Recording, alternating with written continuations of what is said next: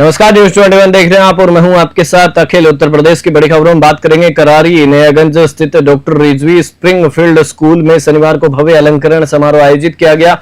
इस अवसर पर स्कूल नेतृत्व के लिए छात्र छात्राओं को विभिन्न पदों की जिम्मेदारी सौंपी गई। साथ ही साथ मैं आपको बता दूं कि नजफ हैदर को हैंड बॉय और इब्तिशाम जहरा को हैंड गर्ल नियुक्त किया गया। चारों हाउसों में भी नेतृत्व का चयन किया गया। शिवाजी हाउस से आर्यन अग्रहरी और अनन्या द्विवेदी, अशोक हाउस से कलश केसरवानी और सैयद फरमान हैदर, टैगोर हाउस से सफिया कोसर और मोहम्मद हमद सिद्दीकी तथा रमन हाउस से अली मोकीम और इल्म फातिमा को क्रमशः कैप्टन और वाइस कैप्टन चुना गया। इवेंट मैनेजर के रूप में उजमा एरम, कल्चरल सेक्रेटरी के रूप में खुशी यादव और स्पोर्ट्स कैप्टन के रूप में हर्षित कुशवाहा को नामित किया गया। प्राचार्य धर्मेंद्र पांडे ने सभी चयनित छात्र छात्राओं को बैच देकर सम्मानित किया और उन्हें उनकी जिम्मेदारियों से अवगत कराया। कौशाम्बी से जगन रिजवी की रिपोर्ट।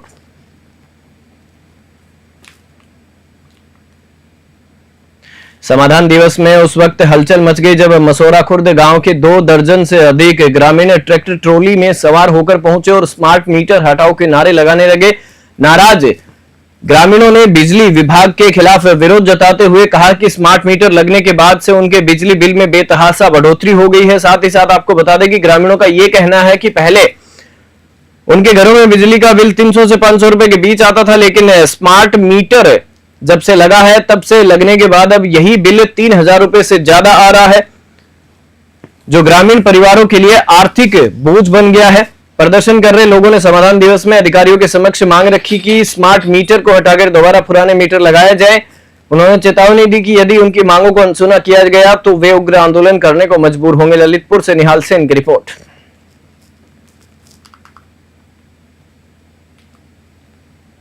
दादा आया है। क्या स्मार्ट मीटर लगा है? हाँ सर, ये स्मार्ट मीटर लगा के चले गए सर, जबरदस्ती लगा गए। अब ये मालूम है किसने लगवाया है, किस कंपनी ने लगवाया है, विद्युत विभाग ने लगवाया है या किसी मालूम जो भी अधिकारी, पता नहीं है हमें ही। और स्मार्ट मीटर लगने के बाद इतना बिल बढ़ा कि आप सोच के कि हमारा स्मार्ट मीटर 11,000 आपको कुछ बताया गया था? 45 रुपया आया, हमारा 11,045 रुपये आया है केवल ये 1-1.5 महीने जैसे ना वो स्मार्ट मीटर लगा है जब से। दादा आया है।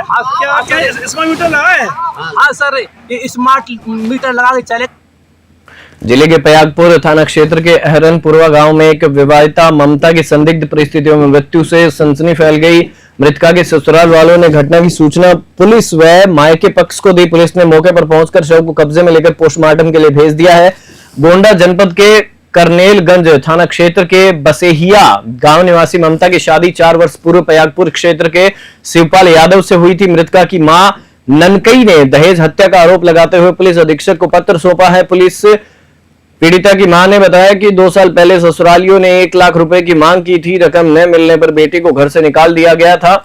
पंचायत के बाद बेटी वापस ससुराल गई, लेकिन प्रताड़ना का सिलसिला जारी रहा। परिजनों ने आरोपियों के खिलाफ मुकदमा दर्ज कर कड़ी कार्रवाई की मांग की है। पुलिस मामले की जांच में जुटी हुई है। बहराइच से राहुल वर्मा की रिपोर्ट। अब संजय फोनवा की ही नाइन तब देखा निशान है मारिया कहे बस नाई मारी है। मैं कहा तो हम कहीं खाई लेवे महतारी हम का करते न टेंशन वाली। तो बेटी को आपको कौन परेशान करता है? गुड्डू कराए, उनका महतारी कराए, उनके नंद वैसे पानी लगाए रहे, इनका भाड़ा कराए। गुड्डू हमारी बहन है, इनको काफ़ी दिनों से उनके घर वाले परेशान करते हैं, जो कि दहेज के बारे में और आपसी झगड़ा रोज़ होता है और दूसरी लड़की से संबंध रखते हैं। झगड़ा कौन करता था? ये झगड़ा उनके माता पिता और अपना खुद मारते थे। काहे के लिए मारते थे? दहेज के लिए। क्या कहते थे? कहते थे कभी गाड़ी दो, कभी पैसा दो। फीलखाना थाना क्षेत्र की नीलवाली गली में शनिवार देर रात उस समय अफरा तफरी मच गई जब एक सराफा कारखाने में सिलेंडर लीक होने से आग लग गई। सुरेश कुमार सोनी के स्वर्णाभूषण निर्माण कारखाने में अचानक आग लगने से ही सिलेंडर में तेज धमाका हो गया, जिससे पूरा इलाका दहल उठा। धमाके में सुरेश सोनी का बेटा मयंक और एक कारीगर सुनील गंभीर रूप से झुलस गए। स्थानीय लोगों की सूचना पर पुलिस मौके पर पहुंची और दोनों घायलों को तुरंत उर्सला अस्पताल में भर्ती कराया गया। वहीं आग की गंभीरता को देखते हुए लाटूस रोड समेत 3 फायर स्टेशनों से 5 दमकल गाड़ियां मौके पर बुलाई गई। करीब 2 घंटे की मशक्कत के बाद आग पर पूरी तरह से काबू पाया गया। घटना के बाद इलाके में दहशत का माहौल है। पुलिस और दमकल विभाग आग लगने के कारणों की जांच में जुटे हुए हैं। कानपुर से विशाल सेन की रिपोर्ट।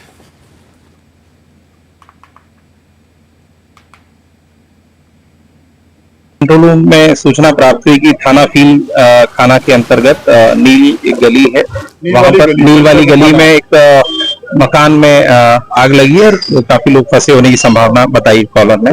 तो त्वरितता से जो लाटू रोड कर्नलगंज की गाड़ियां मौके के लिए निकाली गई। तो जब यहाँ पर आया गया तो क्योंकि सकरी गली है और पुराना एरिया है तो बड़ी मुश्किल से गाड़ियां यहाँ तक पहुंची और जब आई थी पूरा फ्लेम में इंडल्स था तो हमारे लड़कों ने पूरा आग बुझाने का कार्य प्रारंभ किया और आग को बुझाया। और हमारे आने से पहले ऐसा संभव था एक्सप्लोड हुआ। जो आप देख रहे हैं एलपीजी सिलेंडर एक्सप्लोड हुआ, उसमें 2 लोग घायल हुए, उनको उपचार के लिए भेज दिया गया।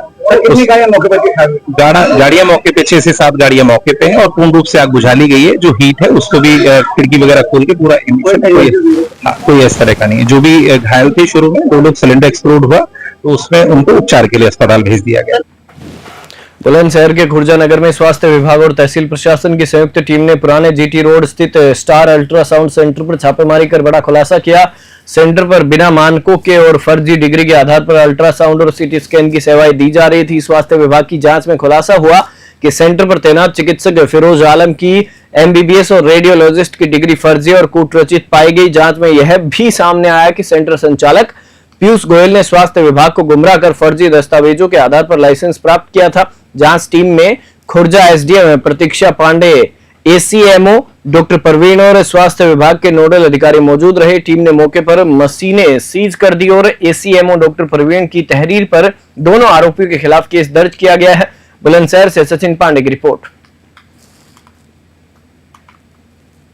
चोरी के आरोप में पूछताछ के बाद महिला और उसके बेटे ने जहर खा लिया। जानकारी के मुताबिक मकान मालिक ने घर में काम करने वाली महिला पर ज्वेलरी चोरी का आरोप लगाया था, जिसके आधार पर पुलिस ने महिला को थाने बुलाकर पूछताछ की। पीड़िता का आरोप है कि पुलिस ने 3rd डिग्री का इस्तेमाल करते हुए अमानवीय व्यवहार किया। मानसिक रूप से परेशान होकर महिला और उसके बेटे ने जहर खा लिया, जिससे दोनों की हालत बिगड़ गई। आनन फानन में दोनों को एक निजी अस्पताल में भर्ती कराया गया, जहां उनका इलाज जारी है। महिला और बेटे की गंभीर हालत देखकर नरोरा थाना पुलिस में हड़कंप मच गया। मामले की संवेदनशीलता को देखते हुए डिबाई के क्षेत्राधिकारी ने जांच के आदेश दिए हैं। उन्होंने कहा कि जांच के बाद जो भी तथ्य सामने आएंगे उसी आधार पर कार्रवाई की जाएगी। बुलंदशहर से सचिन पांडे की रिपोर्ट। दिनांक 13 जुलाई को महेंद्र उपाध्याय निवासी बेलोन के द्वारा चौकी प्रभारी बेलोन को सूचना दी गई कि उन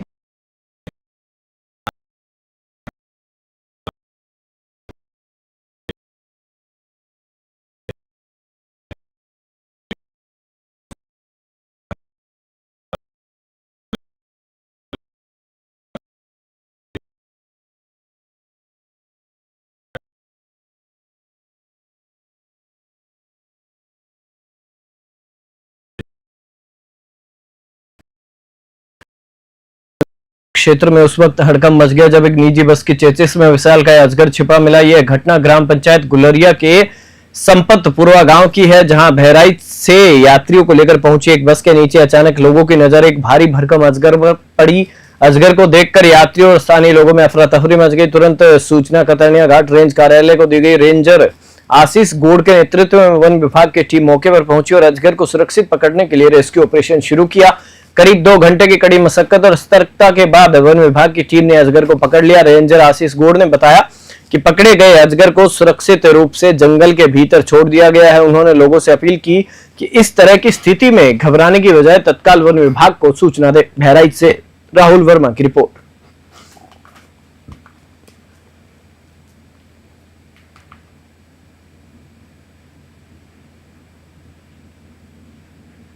जिले में जमीन विवाद से पीड़ित एक महिला इंसाफ के लिए डीआईजी और पुलिस अधीक्षक तक सैकड़ों बार गुहार लगा चुकी है, लेकिन न्याय नहीं मिल पाया है। मामला कोतवाली थाना क्षेत्र के आईटीआई के पास आवास विकास कॉलोनी का है।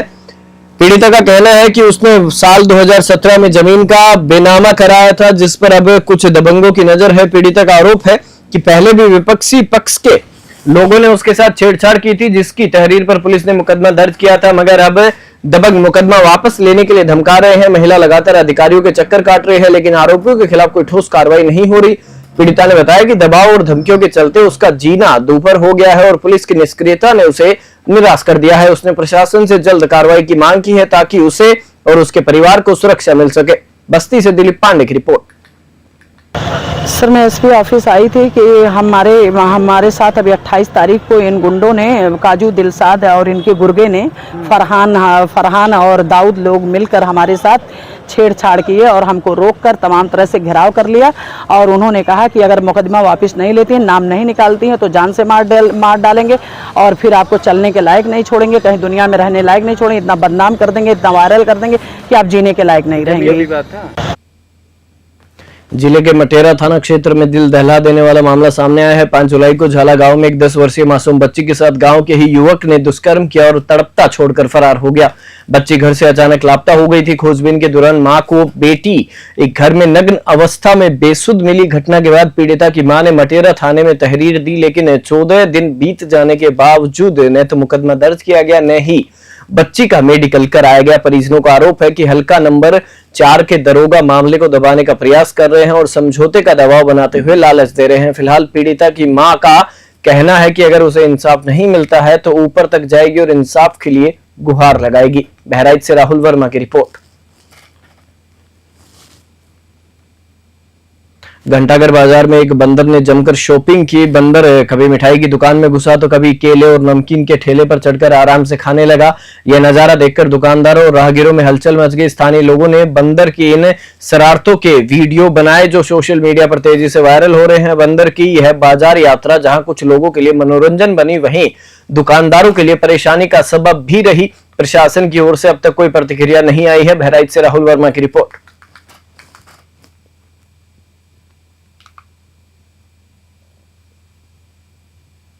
राज्य विद्युत उत्पादन निगम लिमिटेड के निर्माणाधीन सी प्लांट में कार्यरत 300 से अधिक मजदूरों को पिछले 4 महीनों से वेतन नहीं मिला है। दुसान कंपनी के 5 पेटी कॉन्ट्रैक्टर मजदूरों से 12-12 घंटे काम तो ले रहे हैं, लेकिन भुगतान नहीं कर रहे हैं। इससे मजदूरों के बच्चों की पढ़ाई, घर का खर्च और इलाज सब प्रभावित हो रहा है। मजदूरों ने अपना दल एस के जिला अध्यक्ष अंजनी पटेल के नेतृत्व में डीएम से मिलने की कोशिश की, लेकिन पुलिस ने उन्हें वीआईपी गेस्ट हाउस के बाहर रोक दिया। पुलिस और जिलाध्यक्ष के बीच तीखी बहस हुई, जिसके बाद डीएम बाहर आए और बैठक कर मजदूरों का पक्ष सुना। डीएम ने कंपनी और श्रम विभाग से बातचीत के बाद आश्वासन दिया कि 25 जुलाई तक 3.77 करोड़ का भुगतान किया जाएगा, जिसमें से 1.95 करोड़ तत्काल मिलेगा। मजदूरों ने चेतावनी दी कि यदि भुगतान नहीं हुआ तो बड़ा आंदोलन होगा। सोनभद्र से संतोष साहनी की रिपोर्ट।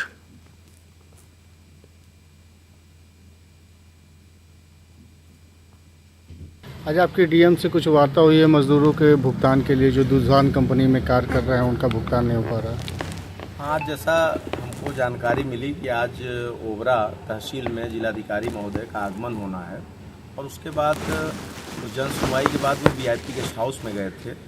यहाँ चूँकि दुसान कंपनी में कई छोटी कंपनियाँ हैं जिसमें संविदा पे बहुत सारे मजदूर काम करते हैं, जिसमें से 4-5 ऐसी कंपनियां हैं जिसमें काम करने वाले लगभग 300-350 मजदूर, जिनका 2-3 महीने का वेतन बकाया था और आज 4-5 महीनों से वे हर जगह गुहार लगा चुके, लेकिन उनका वेतन भुगतान दुसान कंपनी में कार्यरत जो छोटी कंपनियां हैं, उसून कंपनी है, स्टार इलेक्ट्रिकल कंपनी है, ऐसी कई कंपनियां हैं, तो वो भुगतान नहीं किए, जिससे वे मजदूर अभी कल जो कि यहाँ ग्राम सेवा समिति के अध्यक्ष हैं आदरणीय शिवदत्त दुबे जी, उन्होंने इस विषय को बताया हमसे कि वो जो मजदूर हैं दर की ठोकर खा रहे हैं, उनके परिवार वाले भरण पोषण का कार्य उनका अच्छे से नहीं हो पा रहा है, बच्चों की शिक्षा दीक्षा अच्छे से नहीं हो पा रही है। क्या आश्वासन मिला?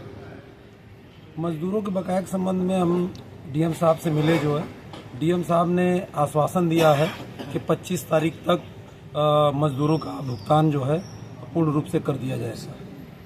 तो कितने महीने से मजदूरों का भुगतान रुका था? मजदूरों का लगभग 4 महीने से भुगतान रुका हुआ है। मजदूर दर से भटक रहे थे और चूंकि हमारे पास आए और हम जानते हैं कि उत्तर प्रदेश में बीजेपी अपना दल एस की सरकार है और हमारी सरकार चाहती है कि मजदूरों के साथ न्याय हो, और जो यहाँ पर अधिकारी हैं जो दिहाड़ी मजदूर दैनिक मजदूरी करने वाले हैं, उन्होंने मजदूरी किया है तो निश्चित तौर पर सबसे पहले उनकी मजदूरी उनका मिलना चाहिए और बाकी सब पेमेंट बाद में होना चाहिए। कावड़ यात्रा के दौरान बुलंदशहर के खुर्जा स्थित अग्रवाल पुल पर बना NH 34 सेल्फी पॉइंट भोले के भक्तों के बीच खासा चर्चित हो गया है। आपको बता दें कि गोमुख से कावड़ लेकर वृंदावन जा रहे शिव भक्त यहां रुककर सेल्फी खींचते हुए नजर आए। भक्तों ने कहा कि उत्तर प्रदेश में योगी सरकार की व्यवस्था शानदार है, कहीं कोई अव्यवस्था नहीं है, जगह जगह शिविर, भोजन और सुरक्षा का अच्छा इंतजाम है। बुलंदशहर से सचिन पांडे की रिपोर्ट। दुधही नगर पंचायत की अतिक्रमण हटाओ टीम पर शुक्रवार को उस वक्त हमला हो गया जब वह जेडीएस स्कूल की दुधही शाखा द्वारा पोखरे की जमीन पर बनाए गए अवैध रास्ते को हटाने पहुंची। नगर पंचायत के कर्मचारियों ने बताया कि स्कूल प्रबंधक और उनके समर्थकों ने न सिर्फ कर्मचारियों से मारपीट की बल्कि स्कूली छात्रों को भी सड़क पर उतारकर दबाव बनाने की कोशिश की। छात्रों को विवाद के बीच आगे खड़ा कर दिया गया जिससे हालात तनावपूर्ण हो गए। नगर कार्यपालक पदाधिकारी द्वारा दी गई लिखित तहरीर के बावजूद विशुनपुरा पुलिस ने अब तक एफआईआर दर्ज नहीं की है, जिससे स्थानीय प्रशासन और पुलिस की कार्यशैली पर गंभीर सवाल खड़े हो रहे हैं। कुशीनगर से ब्यूरो रिपोर्ट।